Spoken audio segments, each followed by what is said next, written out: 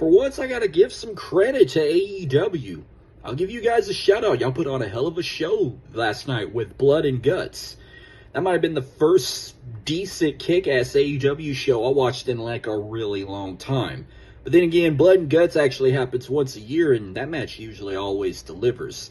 Despite the different rules compared to War Games, where you're supposed to keep your opponents in the cage and not get out, but AEW does it its own way. Who gives a shit? Here's my thing. It was a really good show, but man, this got to be its own pay-per-view.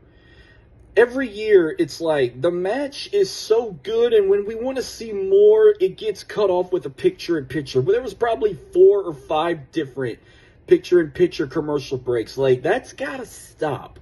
That just takes the interest out of the match. If Tony Khan would play his cards right, he would make Blood and Guts its own pay-per-view. And just make it a July pay-per-view. You're not doing shit in July. If you're trying to do a pay-per-view 12 months out of the year, there's your July pay-per-view, Blood and Guts. Anyhow, the match was fantastic. It was very brutal and hardcore. Just cut off with the picture-in-picture bullshit. Then you would be cooking. You cooked last night with that show. I wish AEW could be like this more every week, but you just put random matches with no storytelling.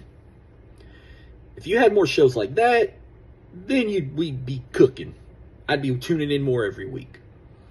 But we'll see what happens next.